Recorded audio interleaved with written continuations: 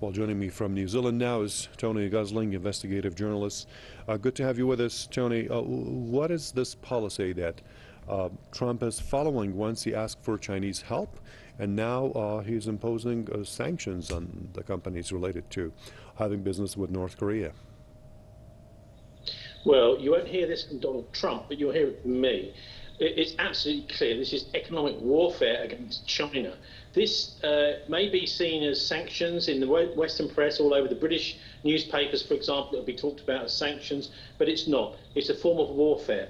And economic warfare nowadays is becoming much more important in many ways than actually fighting on the ground. So this is a very clear signal to Beijing that Washington is trying now to impose policy on Beijing. Of course, this is not going to go down very well. Can you imagine what would happen if President Xi started to tell Donald Trump what his policies around the world were going to be? It's incredibly arrogant of the US, but of course this is not the first time.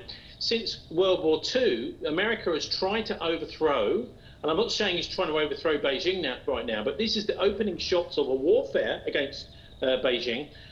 Is 60 countries since World War II. Just since the 9/11 attacks, the United States has tried to overthrow, and been successful in many cases, 10 different countries. Effectively, America is becoming the new basket case of the world.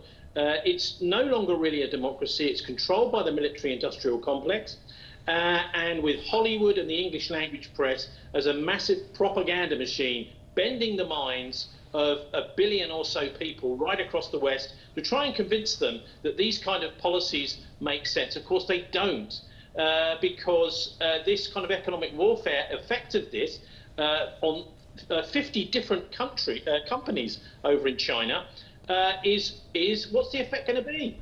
Kim Jong-un will redouble his efforts to expand his nuclear weapons program.